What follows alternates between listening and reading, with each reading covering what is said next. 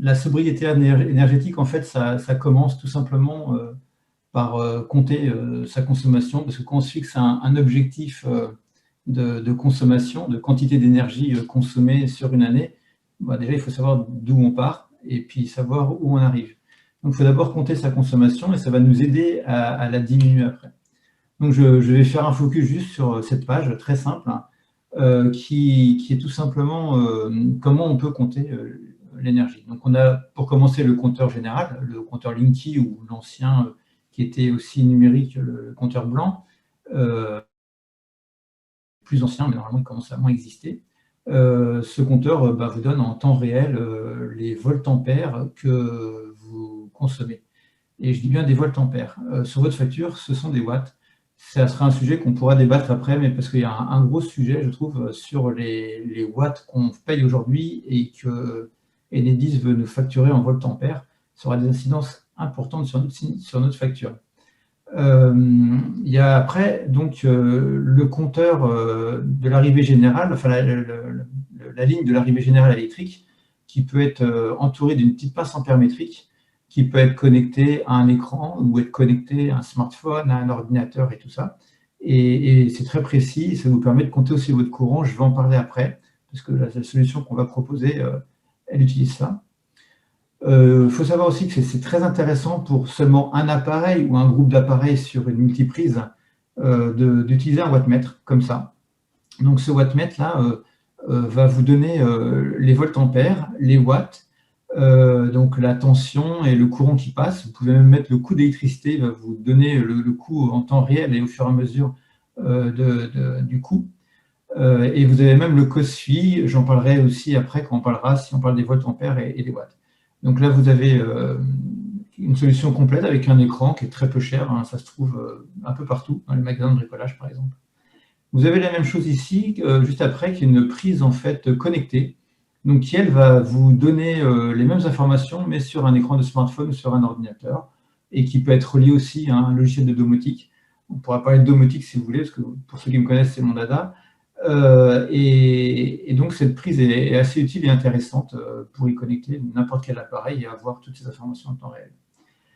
En dernier, en bas de la page, là, on va s'arrêter un peu plus sur ce point-là, parce qu'en fait, pendant qu'on préparait les assises de la transition, j'ai oublié de vous dire, mais en fait, là, ce qu'on est en train de faire, c'est la partie énergétique qu'on devait faire aux assises de la transition en novembre, assises qui ont été reportées, qui ont lieu, je ne sais pas quand le maire va le reporter, mais sûrement dans quelques mois ou quelques semaines.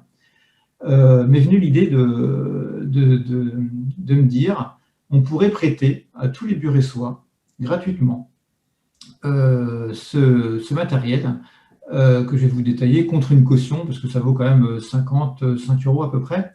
Et en fait, on a l'idée à germer, et en fait, j'ai fait porter cette idée par l'ANUMBI, l'atelier numérique de Bure-sur-Yvette, parce que j'en fais partie, j'en suis le trésorier. Et donc, on va acheter vraisemblablement 20, 30, 40, jusqu'à 50 de ces appareils-là, et on les mettra à disposition des Buressois qui veulent compter leur énergie avec un petit écran. Donc là, un métrique que vous mettez sur votre câble général d'électricité. Il est relié à un petit émetteur que vous voyez, qui est un petit émetteur 433 MHz, donc très basse fréquence, normalement vraiment pas dangereux, puis ça communique pas énormément d'informations, et qui transmet ça à un petit écran que vous pouvez avoir avec vous dans votre poche, sur votre table de salon, sur votre table de chevet, et vous avez en temps réel votre consommation en voltampères, comme le Linky, et j'ai pu le tester, c'est exactement pareil. Ça donne les mêmes informations, et en plus vous avez le cumul par jour, par semaine, par mois, par année. Vous avez l'historique que vous pouvez consulter. Vous avez la moyenne aussi, avec ces mêmes fréquences de comptage. Vous avez plein d'informations dessus, il y a 3 petits boutons derrière, et vous pouvez avoir tout ce que vous voulez. Donc c'est vraiment très intéressant.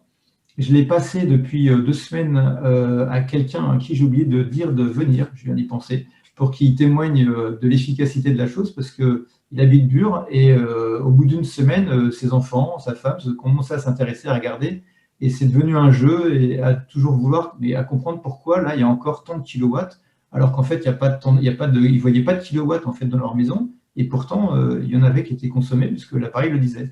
Et c'était un peu une chasse, et c'est devenu un jeu. Et après, il m'a dit que c'était vraiment efficace, c'était super. Donc, je ne sais pas d'ailleurs, mais vous pourrez contacter la NIMBY ou Bureau en transition si vous voulez en réserver. Ce serait bien que les personnes intéressées, là, ici, nous envoient un mail ou n'importe quel message pour nous dire ça les intéresse. Comme ça, moi, je saurais déjà combien on peut en acheter au départ quand les subventions seraient arrivées, parce qu'en fait, ça a été fait parce que il y a l'Île-de-France qui donne des subventions. Et donc, j'ai monté un dossier pour que en fait, ce soit payé par des subventions, ce truc-là. Donc ensuite, une fois que vous connaissez votre consommation, vous allez vous dire, il faut que je la diminue, et vous allez voir les appareils en fait, qui sont allumés et qui consomment alors que vous ne pensiez pas qu'ils consommaient. Les veilles aussi, tout ça, parce qu'on dit souvent, il y a des appareils en veille qui consomment plus que quand vous les utilisez, rien qu'avec la veille, je veux dire. Et l'important, c'est aussi de changer ses habitudes, tout simplement. Donc, c'est vraiment la sobriété. C'est-à-dire que apprendre à couper l'eau quand on se lave les mains, quand on se savonne sous la douche, évidemment quand on se lave les dents, comme ça fait des dizaines d'années qu'on dit ça. Et puis chauffer un peu moins aussi, tout simplement. On n'est pas obligé d'avoir 21 et d'être en t-shirt l'hiver chez soi. Enfin, bon, il y a tous ces changements d'habitude à avoir. Et puis ensuite, effectivement, il y a l'efficacité avec l'isolation qui peut être améliorée.